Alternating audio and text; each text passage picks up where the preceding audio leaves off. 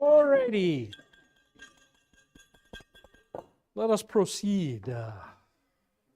Proceed. So, first of all, of course, your ideas and or suggestions, conundrums, dilemmas, and or questions. Yes, ma'am. While I was in Missouri, Uh-huh. I went to a number of different churches. Mhm. Some of them kind of confused me because the pastors would either sing, Chant. and we had vicars, Mm-hmm. and Yeah. I was never used to that, and it's Oh. kind of like, where did this come from? Yeah, Or why? yeah. We had a vicar here, believe it or not. Yeah, nice guy. Vicars are third-year seminary students. Okay. Okay, most seminaries, only one exception that I know of. Most seminaries do 2 years of classroom work, and then they assign the students to a church, usually a large church. Number one, the church can afford it because they have to pay for the vicar, obviously, and you have to put him up in a house or something. Or it's a mission setting in which the synod pays the vicar. They don't do a lot of those. We had a mission vicar. Actually, he was a vicar for 6 congregations. It's kind of a unique deal. It's the only time I know in the synod history they did that. We did that. Anyway, so they're students, and then they go back, they kind of take what they learned, and then they go back for their 4th year of seminary classroom again and fix the mistakes they made during their vicar year. In some cases, vicars are asked to stay a 2nd year. Sometimes they do. Sometimes they're reassigned for various reasons. That happens pretty rarely, but it does happen. Sometimes when some vicars go overseas and they stay 2 years when they do that. But basically that's what they are. They're students. As far as the chanting goes, chanting really began in the Middle Ages. Priests were, first of all, the only educated people in a lot of places, and so they knew Latin. One of the things that in the development of the liturgy over many hundreds of years, one of the ideas that kind of took on and really it was just something that took hold, became popular, was putting the liturgy to chant tones. Chant tones were originally started around 400 or 500 AD, and mostly they were in monasteries, places like that. And these chant tones were developed to sing the Psalms. And they were patterned after the Psalms singing that was done in the synagogue. Now, the Jews did not record, as far as I know, and I'm trying to remember my liturgy history, but I don't think the Jews recorded notes. Musical notes came about in the Middle Ages. So there was no way really to record what the Jews were doing in the temple and in the synagogues. So the people in the monasteries kind of had to start from scratch, which they did. They may have gone to synagogues at the time and listened to Jewish cantors. I don't know. I'm not an expert in that particular field. But in any case, 400, 500, 600s, these chant tones developed. One of them became a series of them became very famous around 600, and that was the Gregorian chant. And that's what you hear in most places today. If you go to a monastery or whatever, what you're hearing is Gregorian chant. By the way, the chants then eventually developed into hymn melodies, and many of our hymn melodies come from Gregorian chant. In any case, it became kind of a popular thing to do. It was a way for the priests, the clergy, they felt to make the service more beautiful, maybe more somber. We'll slow it down a little bit, prevent guys from rushing through, which some of them did. And so it just became very popular, and it became so popular that it was the only way that liturgy was done by the time of Luther. By the time you get to the Reformation, almost every Roman Mass was done in chant tone, except maybe in the very most rural parishes. And there it may have not been done in chant, but in chant tones was mostly. That became common then in the Reformation churches. The Reformation churches, that's what they were used to. That's what the Roman pastors or the Roman priests who became Lutheran pastors or Reformed pastors, that's what they were used to. And so that's what they did. Now, when the other Reformed or the Calvinistic churches began, they got rid of all traces, or tried to get rid of all traces of Romanism. So they got rid of statues, they got rid of stained glass, they got rid of organs, they got rid of any kind of trappings, they got rid of crucifixes, they got rid of crossing, they got rid of as much as they could. Anything that even smacked even a little bit of Romanism, they got rid of. And chanting was one of them. And so in the non-Lutheran Reformation churches, Protestant churches, plain speaking, whatever, reading became common. And if there was any singing at all, it was the singing of the Psalms, and the Psalms were sung with very old chant tones that were preserved from the early years, the 400s and 500s.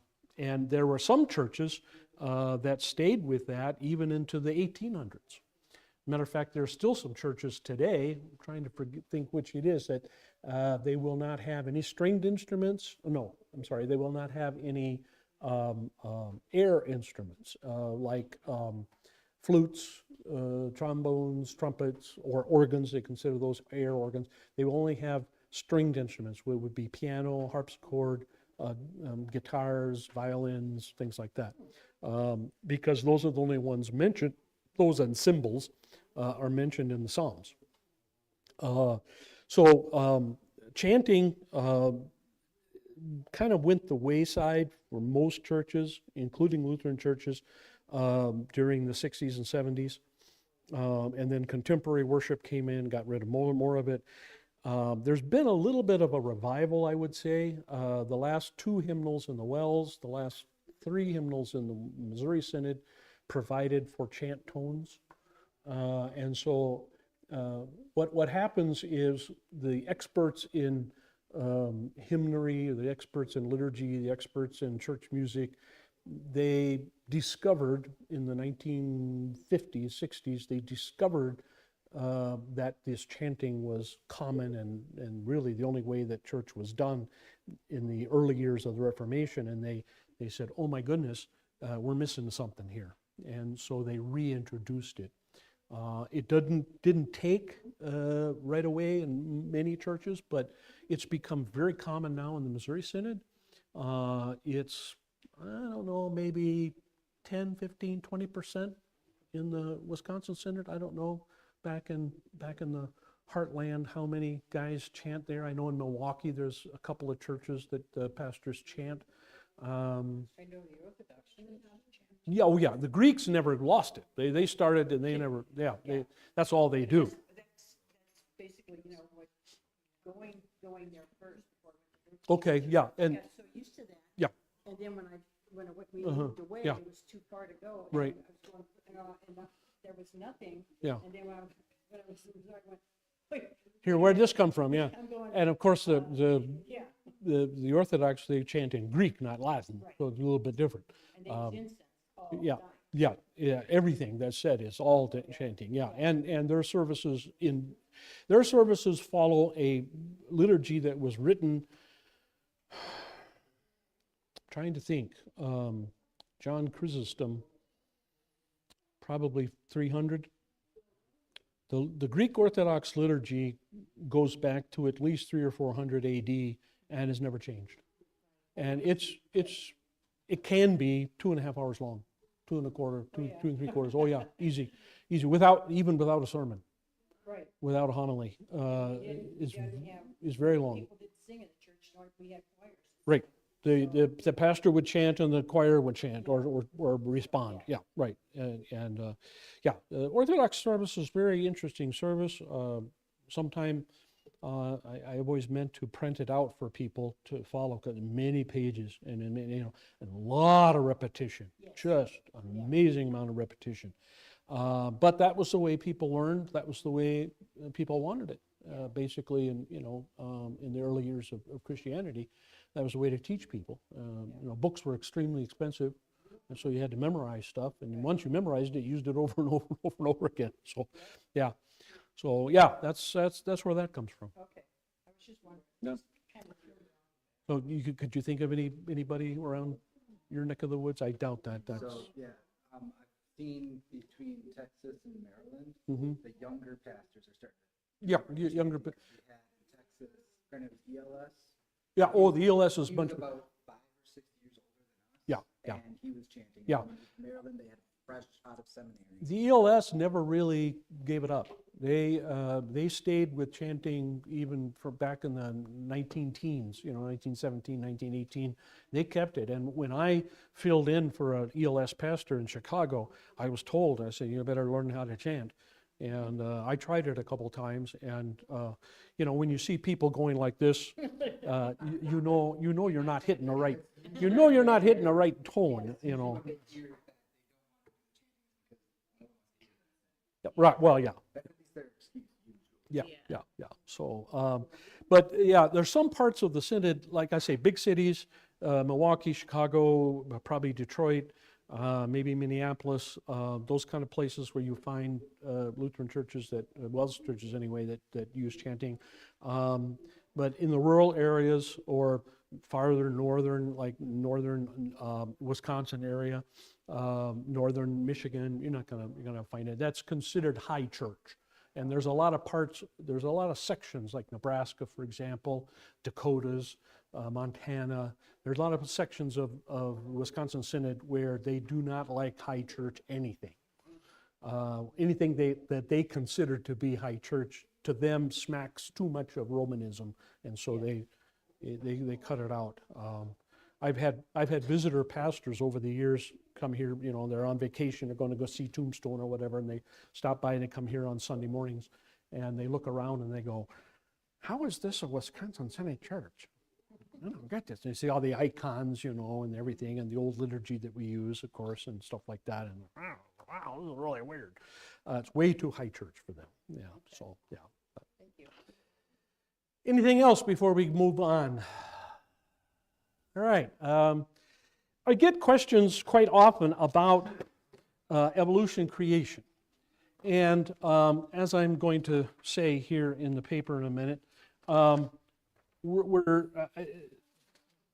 sometimes the questions are, how do we refute evolution, or how do we support creation, using science and whatever. And there's a good reason to have classes like that from time to time, and I will be happy to do that if it's something that you're interested in. However, there's also something else that we need to always take into consideration when we're talking about evolution.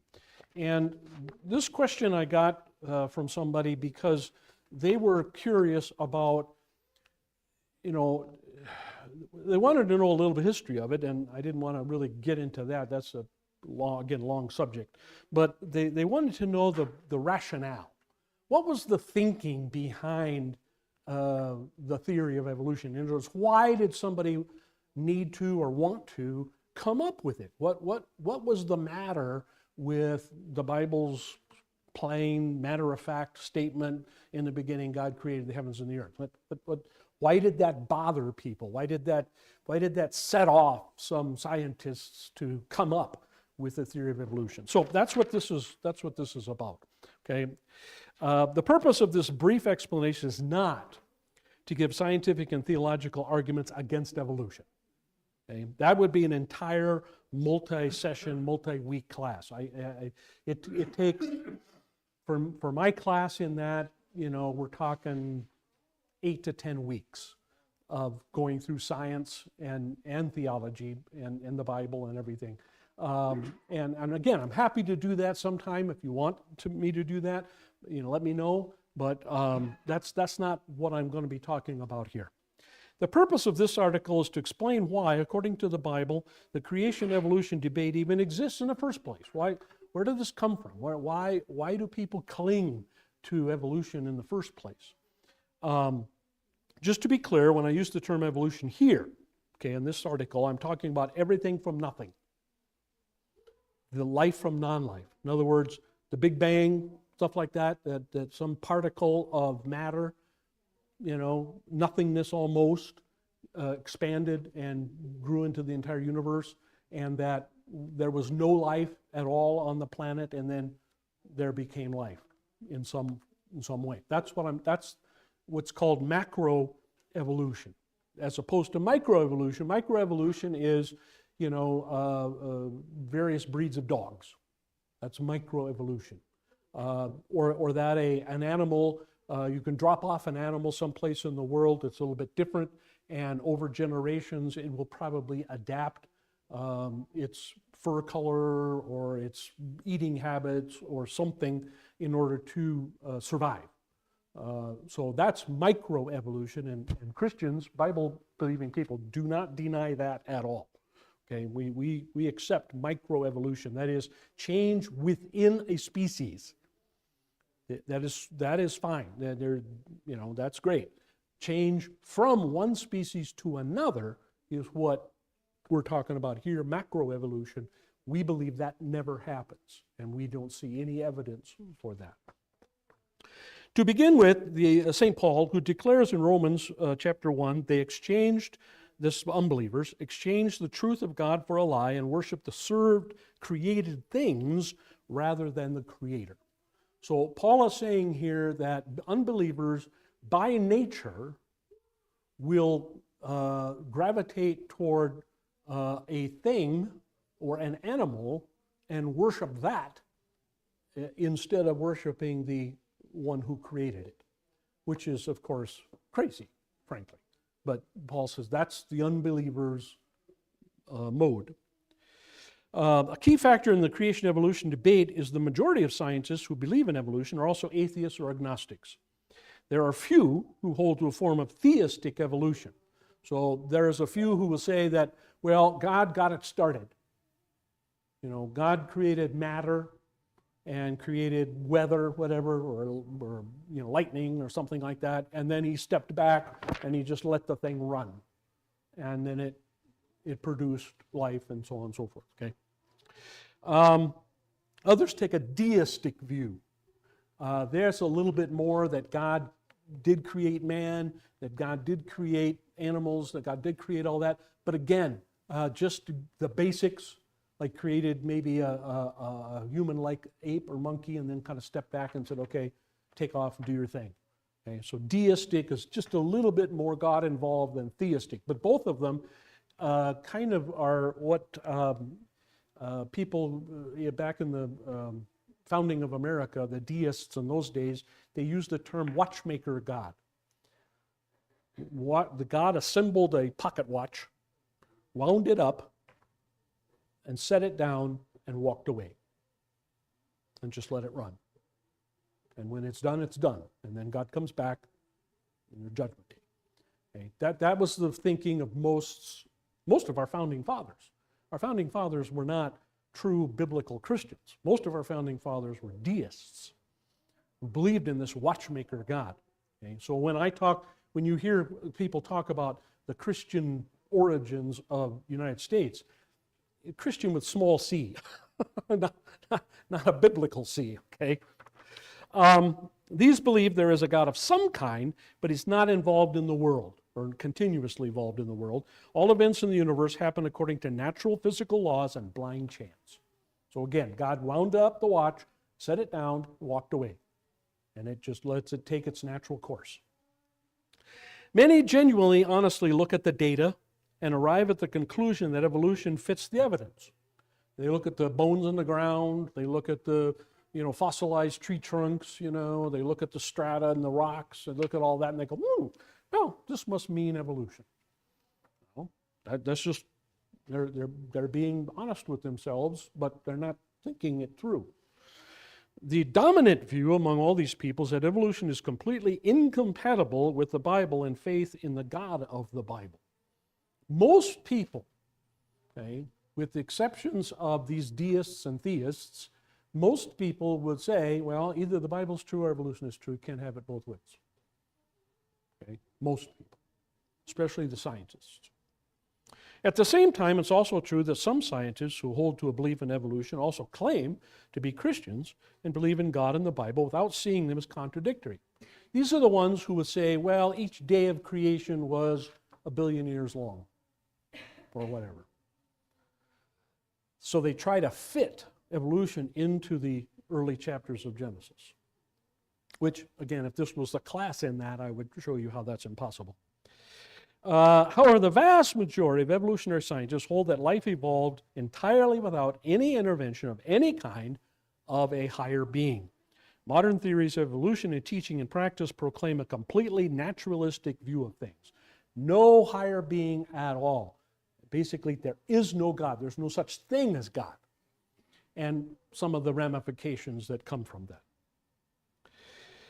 There is a very good reason, and finally getting to the answer of the paper here, there's a very good reason why the vast majority of evolutionists are also atheists. For atheism to be true, there must be an alternate explanation other than a creator for how the universe and life came into existence. So if you're an atheist, then you obviously can't believe in the beginning God created the heavens and the earth. Well, if God didn't create the heavens and the earth, how did it get here? Because everybody always wants to know, where did we come from? You know, your kids, right? They get to an age at some point, 6, 7, 8 years old, whatever, maybe younger, and they say, how did I get here? Where did I come from, Mommy? And you get to tell the wonderful story, right? Okay?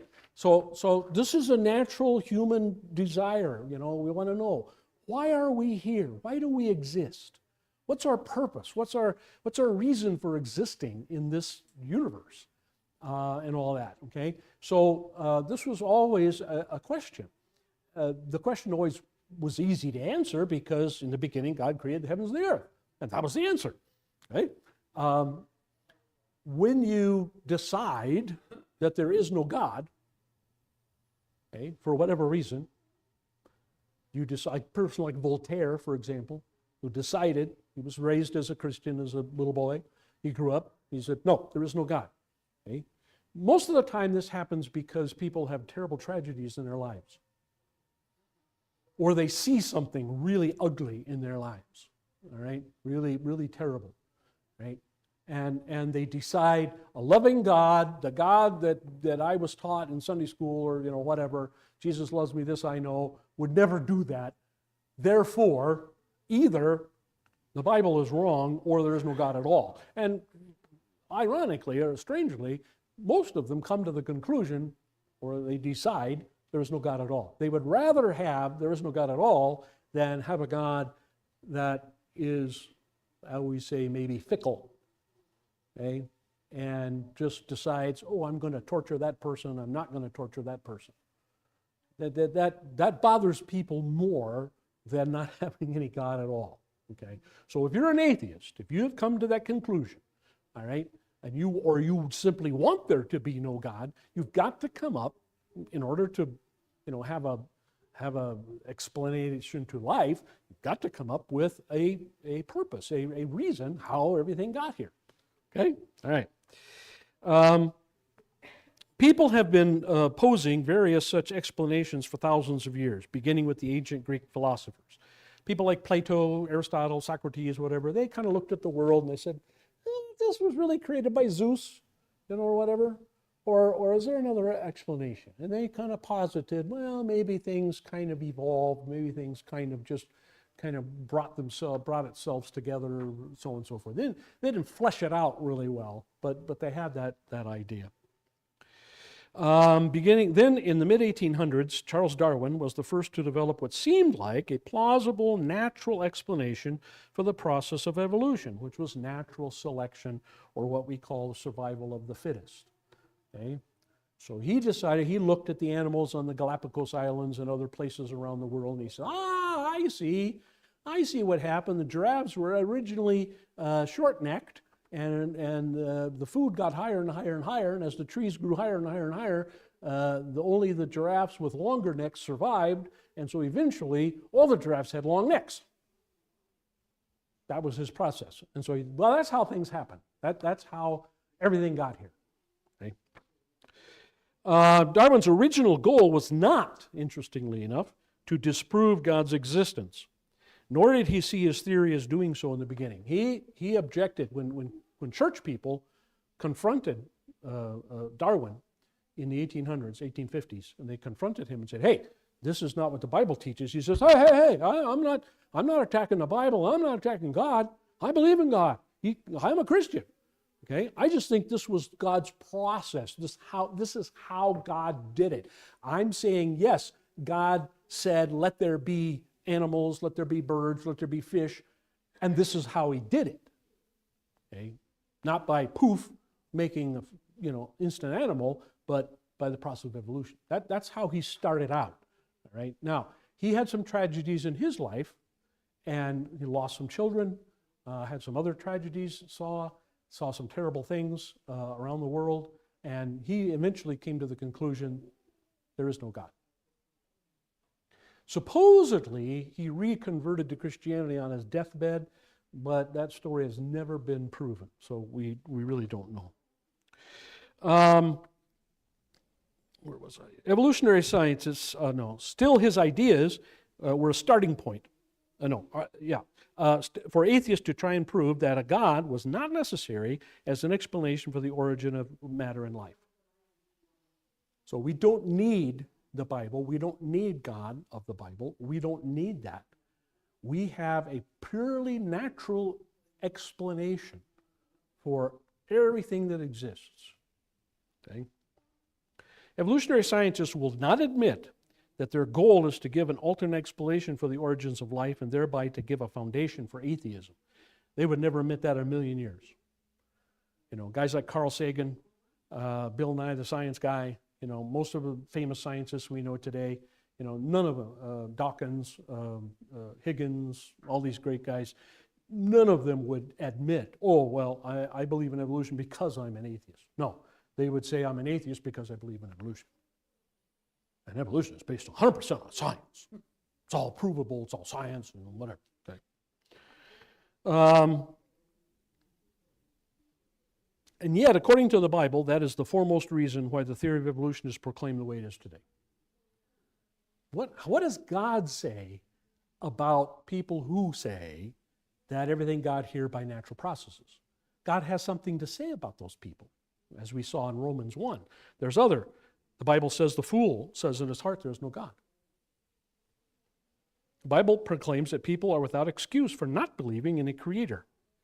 For since the creation of the world, God's invisible qualities, his eternal power, divine nature, have been clearly seen, being understood from what has been made, so that men are without excuse. So the Bible gives us as believers the reason why the theory of evolution exists. It exists because people are fools. It exists because people are unbelievers. It exists because people do not want there to be a God and do not want to be held responsible to that God. We'll talk about more in a minute.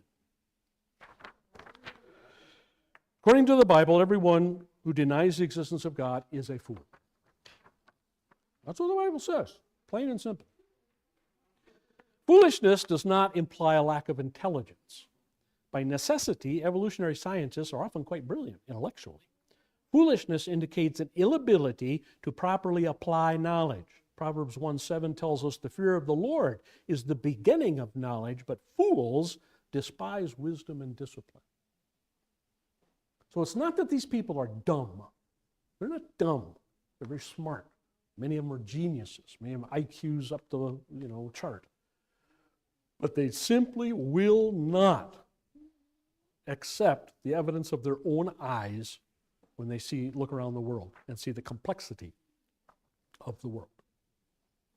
And they will believe in a very foolish theory of evolution in order to explain that complexity. And by the way, over the last couple of decades, science has gotten better at explaining that complexity to the point where it's really hurting evolution a lot. Things, I just read another article just recently about mitochondria in the cell, and there is simply no way that that could evolve. Because you have to have RNA before you have DNA, all right? But RNA does not lead to DNA, okay? In other words, you can't evolve one from the other. Without it, you don't get a cell. You don't get a living cell.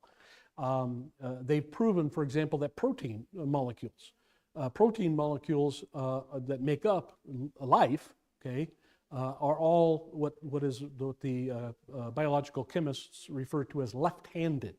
In other words, they join to each other in a left-handed way, okay?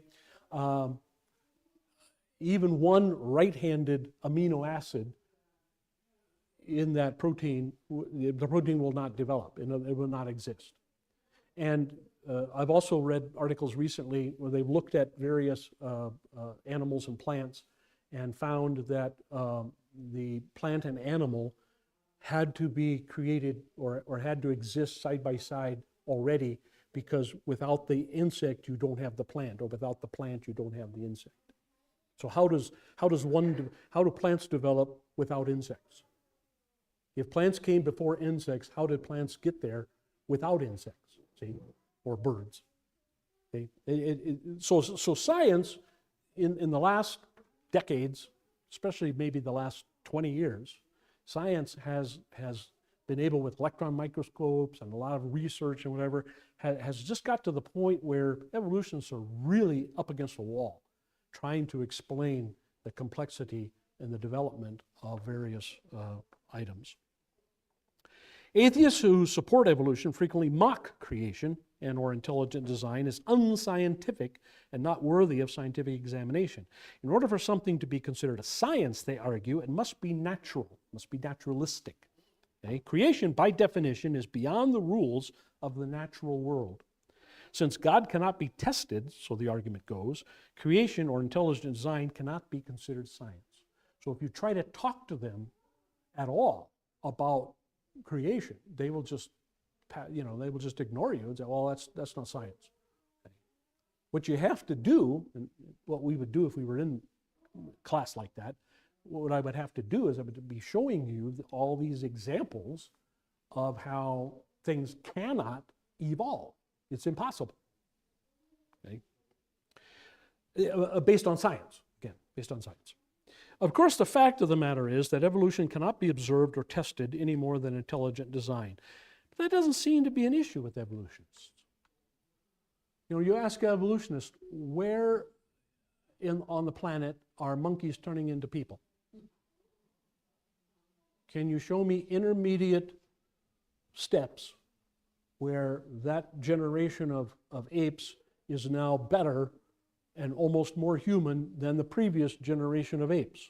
Can you show me that? No. Can you show me anything else? Can you show me a one-celled animal or plant that is all of a sudden becoming 2 cells or 3 cells?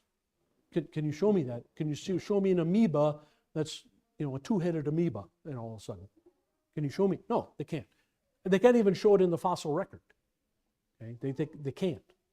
They're missing link. They've been looking for missing link since Darwin. And anthropological evolutionists have always said this is the holy grail of anthropology, is to find an example of a missing link. Now, every once in a while, they claim they found one, like the Piltdown man they found in England. And they said, here's a missing link. Okay? And then they discovered he was manufactured. Basically, it was a hoax. And then, Australopithecus. Dr. Leakey down in Africa came up with Australopithecus. He's the missing link. And they discovered, no, he's just another species of gorilla. And then they came up with Lucy. Remember Lucy? Some of you may have seen Lucy on the cover of National Geographic, right? The first upright walking ape, supposedly. Now they've discovered that Lucy is just another genus or another variety in the species of monkey. okay, basically, or ape. Yes? Lots, tons. Yeah. So if evolution, She asked if there's evidence found of the flood. if they're trying to claim that there's evolution. If the flood wiped out everything, how would everything re-evolve from the flood if everything was destroyed?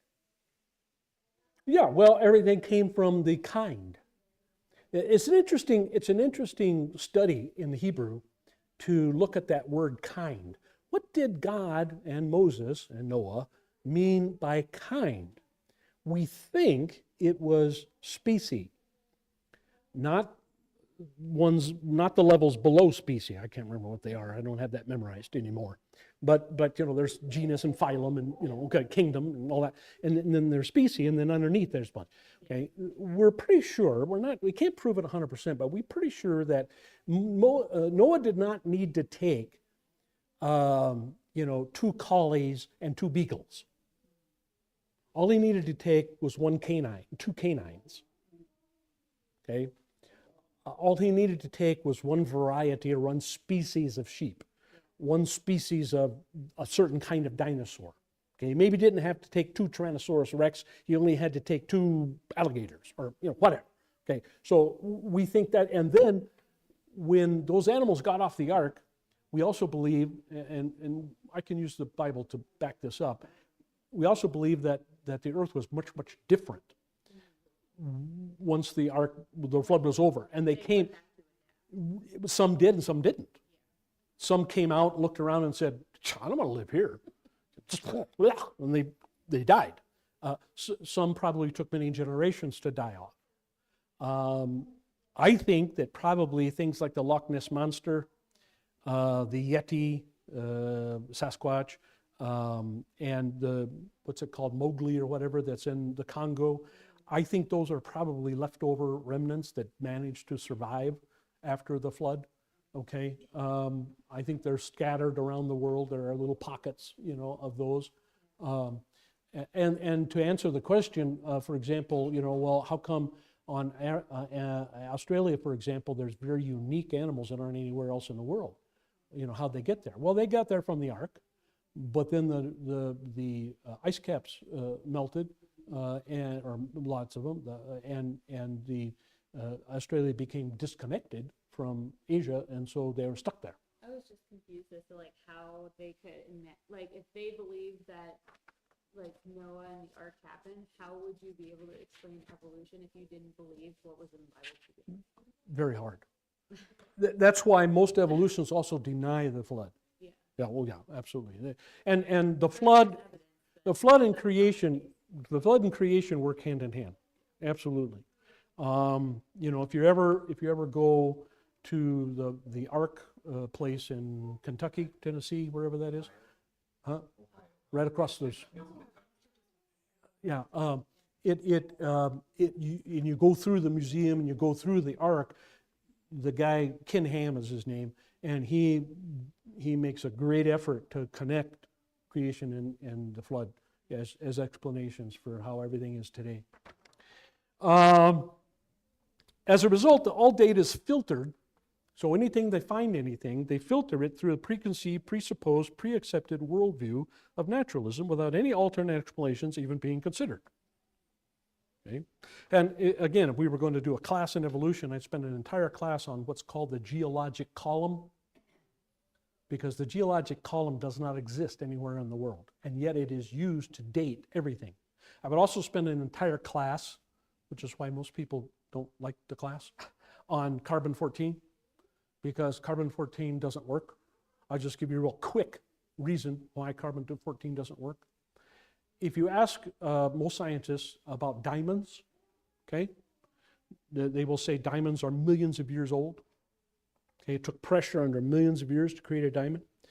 The interesting thing is that you can test carbon-14 in diamonds, and that would be impossible, because carbon-14 has a half-life of X number of thousands of years, and there should be no carbon left, no carbon-14 left in a diamond. If diamonds are millions of years old, they shouldn't have any carbon-14 in them all, and every single one does. which means that diamonds are not millions and millions of years old. They're only thousands of years old. And that's, again, that's a scientific fact. Okay? You talk to a scientific atheist person, you can just simply tell them, ask them, why is there carbon-14 in a diamond? There's no rational, logical, scientific explanation. Okay? However, since neither the origin of the universe nor the origin of life can be directly tested or observed, okay, you can't observe the creation of life from non-life. They've tried for decades to create life in the laboratory using various chemicals, using various electric pulses or whatever. Haven't ever done it. Haven't ever done it, ever.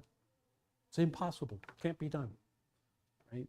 So you can't observe it. And part of the scientific method, anybody who's taken a high school science class knows scientific method. What? You observe, you hypothesize, you test, and then you find out whether your hypothesis is correct or not. Okay? There's nothing to observe, there's nothing to test. Okay? So evolution, by definition, cannot be anything more than a hypothesis. We cannot go back in time to observe the origin of the universe or life in the universe. Ironically, those who adamantly reject creation do so on grounds that would logically force them to reject evolution as well. If you ask an evolutionist to subject evolution to the scientific process, he can't do it. And so by his own definition, evolution is not possible.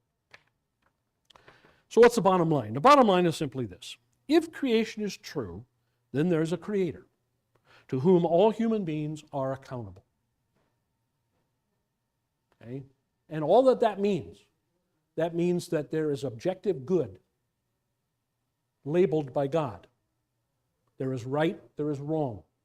There's wickedness, there is goodness. There is evil, another, there is sin. Okay, that's what that means. If you have a creator, that's what that means.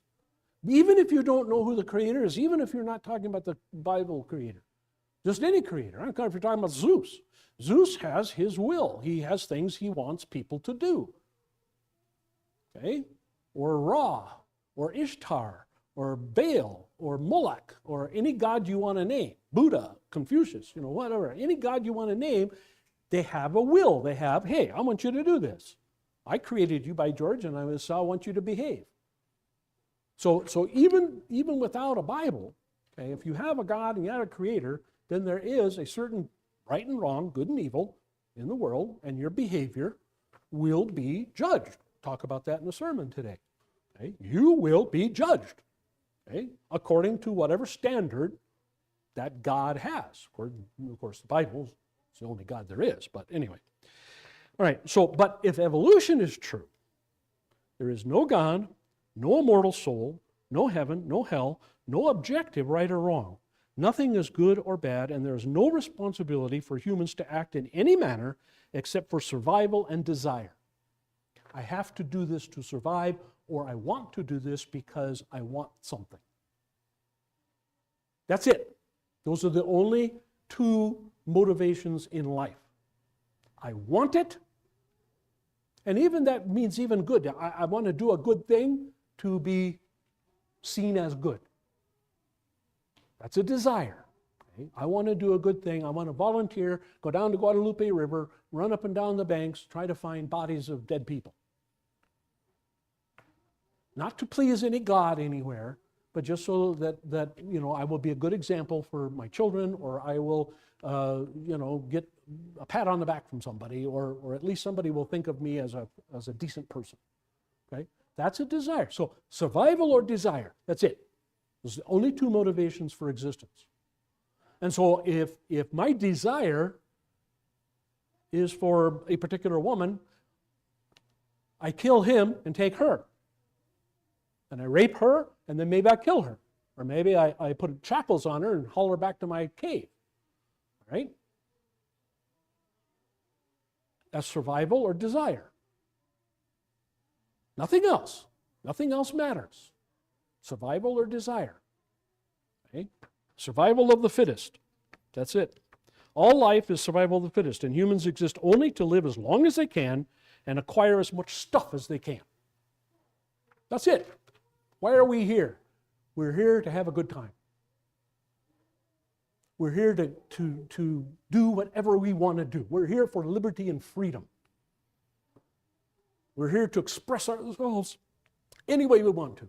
We're here to do whatever we want to do with as few limitations as possible. That is the ultimate result of evolution. As I used to say to the teachers when I was teaching public school, teachers would come in to the teacher's lounge, be eating lunch. Teacher would come in once in a while and throw her keys across the table. These kids are animals. What are you doing? These kids are terrible. And this was a science teacher one time. And she had just finished the unit, 6 weeks, whatever, on evolution. And I looked up from my peanut butter jelly sandwich. And I said, well, you've been telling them that all they are is animals for the last 6 weeks. What did you expect? And she kind of looked at me and she goes, I never thought of that. Well, yeah, if you spend 6 weeks telling people that you evolved from an amoeba, and that your great-grandparents were monkeys, and there's no God, and there's no right and wrong, there's no morality, there's no ethics, whatever. Why do they behave? Why should they behave? Why shouldn't they just do whatever they want to do, whatever feels right at the moment? She taught the class after that much differently. A lot of times, this one teacher would actually take a sabbatical for a few weeks and ask me to substitute. And I would teach the evolution unit and give them an alternate theory. The theory, because we can't prove creation either, the theory of creation. And it's interesting, at the end, I did this for 6 years. At the end of the class, these were 6th grade, 7th grade, 8th grade students. And at the end of the class, I would ask the class, okay, you've heard both sides now. You've heard evolution, and I taught evolution as fairly as I could. I, used the book, right? And then I had my own material to teach creation. And I would say, okay, you've heard both sides. Which is more plausible? Which is more reasonable, rational, logical? Raise your hand if you think evolution is logical. And we'd have a bunch that raise their hand. Raise your hand if you think creation is logical, plausible. Usually, creation won out, sometimes 2 to 1. And I got a lot of complaints. The principal would come down at least once during the session, and say, you're teaching the Bible. And I said, hey, I'm not teaching the Bible. I'm just teaching the creationist theory. Okay? It was kind of fun. I enjoyed it. I always enjoyed it a lot. All life is... thus, evolution gives people a seemingly rational basis for explaining how life developed apart from a creator God. So we don't need this God, we don't need his creation, we don't need his Bible stuff, we have an explanation for how we got here, what we're doing here, why we're here, where we're going. Okay?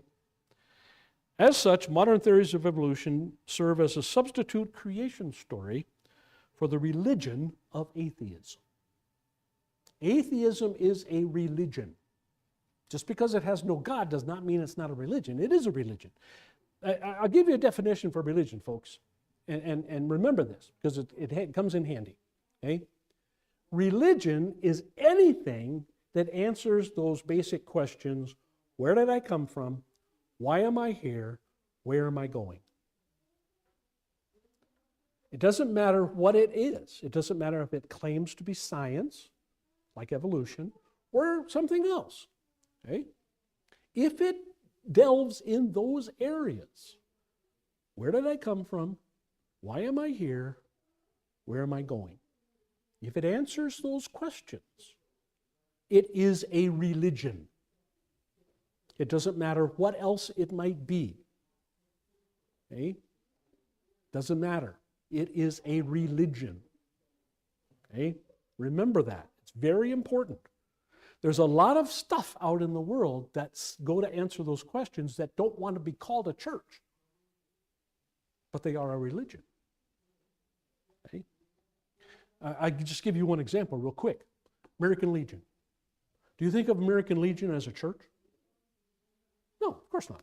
It's a veterans group, right? Sure it is. But have you ever attended a, what do they call it? Retreat? Not retreat. Oh, shoot. What is it called? It's not retirement. I can't think of the word. Well, anyway, when a member of the American Legion dies, okay, they have a ceremony down at the Legion Hall. They have a tripod of rifles and a helmet in the tripod, and they take a copy, not the original, but they take a copy of the person's service record.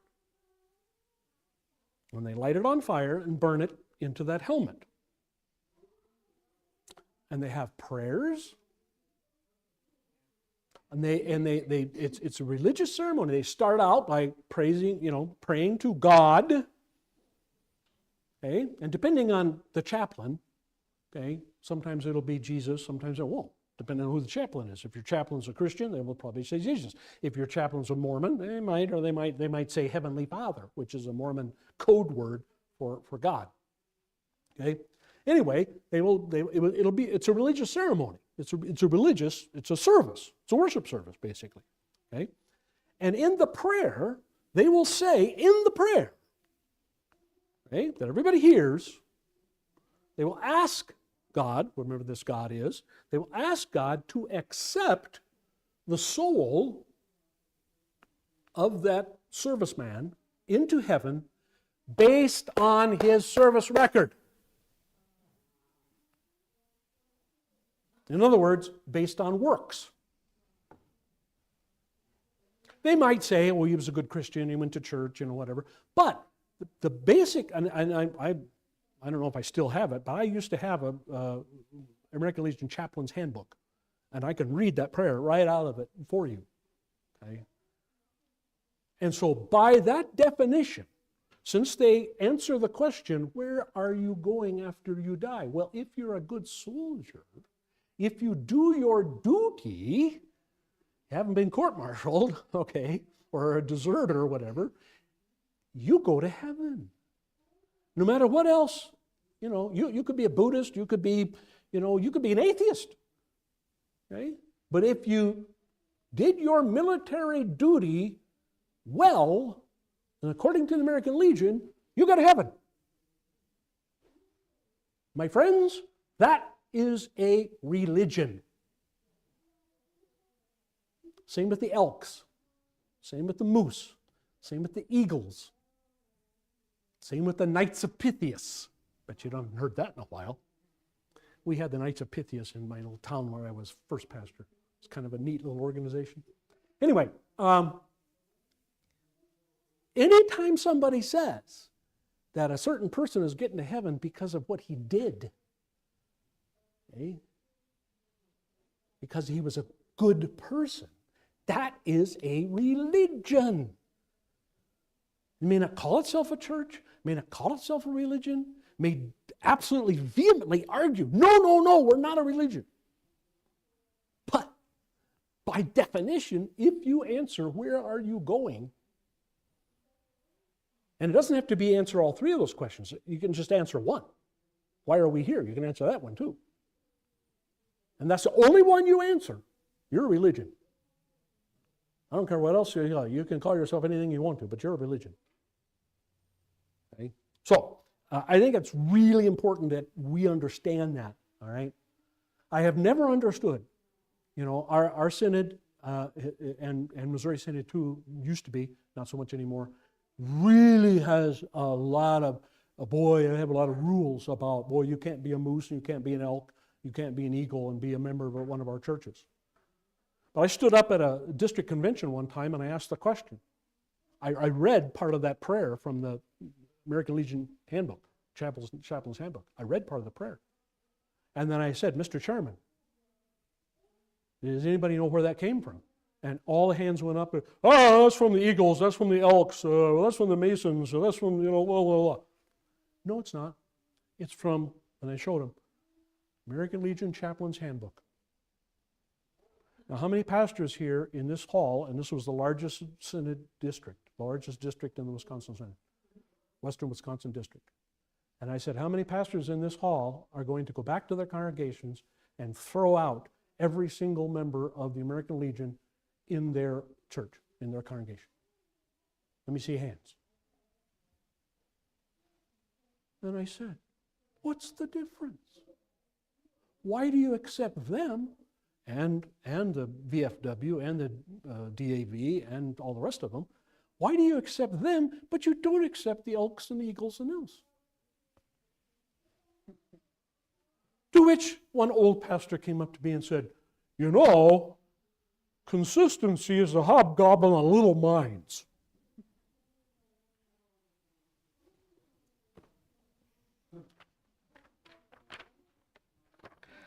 Don't get me started on that. This evolution gives people, okay. As such, modern theories substitute creation story. This is the reason the theory of evolution exists in the world today. It is the creation story. It is the foundation for atheism.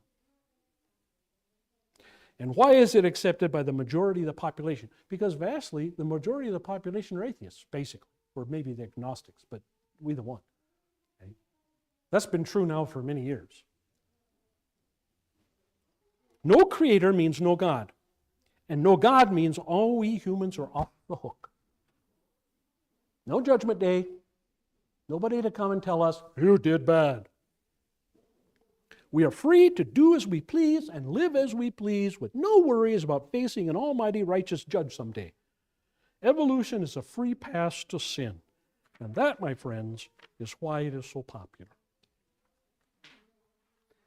And that's the rest of the story. Let's at least get started on chapter 37. I can explain a little bit of why chapter 36 notes ended so abruptly. I was a little confused last week because I forgot.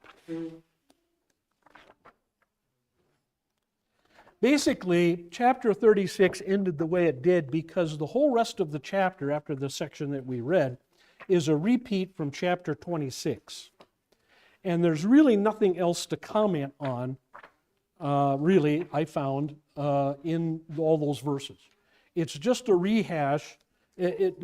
Chapter 26 talks about the items, and chapter 36 talks about the items as well, the exact same items. It just explains or just says that they were put in use.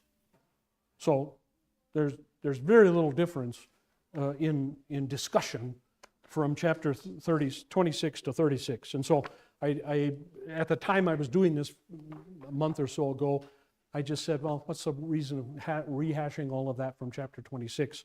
And if people want to see it, just go back to chapter 26. Okay. So that brought me to chapter 37. All right. So let's talk a little bit about the issue here again. Here again, a lot of the things that we're going to be talking about in chapter 37 have already been discussed in their description in previous chapters. Okay, so like 26 and 36, same with 37. 37 is a repeat in many ways of previous chapters, a number of chapters, and not so much word for word, but still a kind of a repeat, and therefore we're not going to dwell heavily on the exact same items all the time. Number one, this chapter deals entirely with the making of the furniture for the two rooms in the sanctuary, the holy room and the Holy of Holies. Okay? But even in these somewhat mundane verses, there are great spiritual lessons to be learned. Okay? So here again, we're talking about building furniture, which, you know, if you tell somebody we're going to have a Bible class today on furniture, they would probably say, that's pretty boring.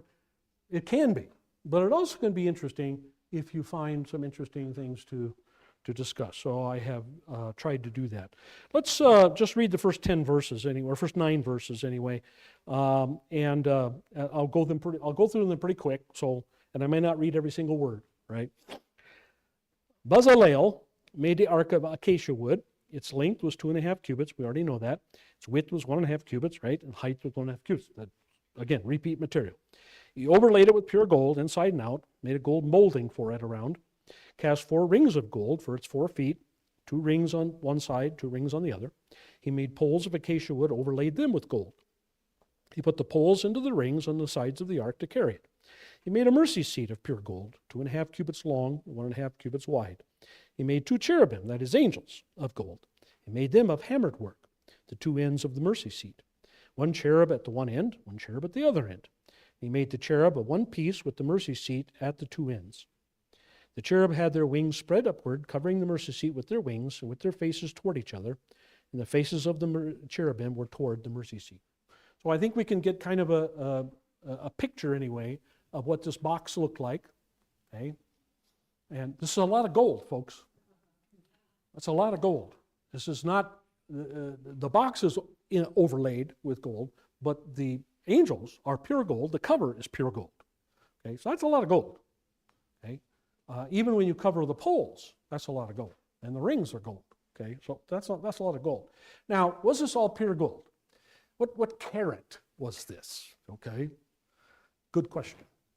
The Bible does not say. The Bible doesn't use things like that. I don't know where carat came from, frankly. I probably should look it up one of these days. I just never have. But, you know, we talk about 14 karat gold. We talk about, you know, I don't know, 8 cheap stuff, you know, 10, 14, 16, 18. 18 karat, I guess, is the most. I don't know. What do you use for fillings? Gold fillings. What kind of gold? What carat of gold?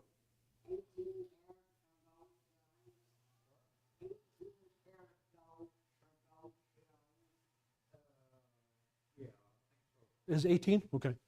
So pretty high quality stuff. Yeah, yeah.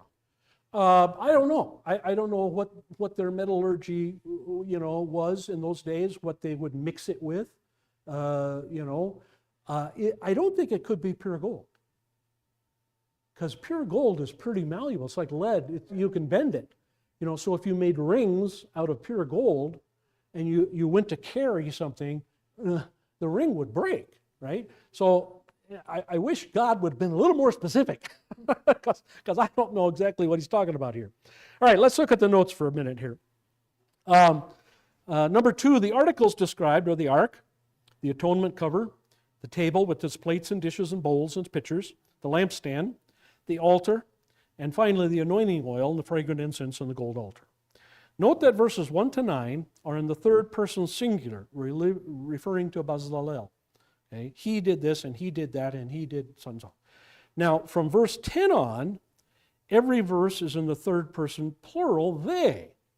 So it seems as though one person had the job of building the Ark of the Covenant, whereas a group were building the other items. Okay? They must refer to the group of craftsmen that were under the supervision of Bezalel and Oholiab. It's interesting to see that the making of the ark was entrusted to one person only, Bezalel. We are previously read that God had filled him with the Spirit so that he could accomplish his work with great skill. It must have been an awesome responsibility for one man to make that which was to represent the throne of God in heaven, from which the whole universe is ruled. He was also to prepare a place for which God himself had said he would actually meet with the high priest, that is the cover of the ark, what we refer to as the mercy seat. Truly, Bezalel must have been one of the most unusual artists who ever lived. Verses 1 to 5 follow the letter of the instructions God gave to Moses about the making of the ark back in chapter 25. It was as if Bezalel had the blueprint before him and looked at it continuously as he was carrying out the instructions. We have already discussed that the measurements were 3 1/4 feet long, 2 1/4 feet wide, and 2 1/4 feet high. Rather moderate size. In other words, the Ark of the Covenant was not really huge. We're talking something, you know, a moving box, you know. Remember, one of our professors used to say that the Ark of the Covenant was about the size of a case of beer bottles. He says, I'm going to use something that you'll all recognize. Case of beer. The important feature of the ark was not its size, but the material used. The acacia wood was not usually a very valuable substance, although it may have been hard to come by in the desert. It was normally one of the more ordinary kinds of wood for multi-purpose use. Since the ark was a symbol of incarnation, we may draw the line between this piece of furniture and the body of the Lord Jesus Christ. So something common. Okay? So the human body of Jesus Christ was a human body. It was a normal, everyday, run-of-the-mill human body. Okay? When he was conceived in Mary and born and lived.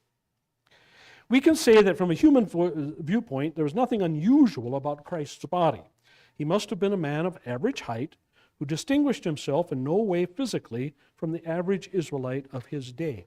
One of the findings that they have taken from the Shroud of Turin, if it is indeed the Shroud of Christ, I believe it is, but I can't prove it, of course, is that this is an Israelite, this is a Jewish person of that century, maybe a little bit taller, maybe just a little bit more robust, shall we say, muscle tone, a little bit better, all right? Would make sense, okay? He was a hardworking guy, worked as a carpenter and then walked a lot, okay? Spent a lot of time on his feet, okay?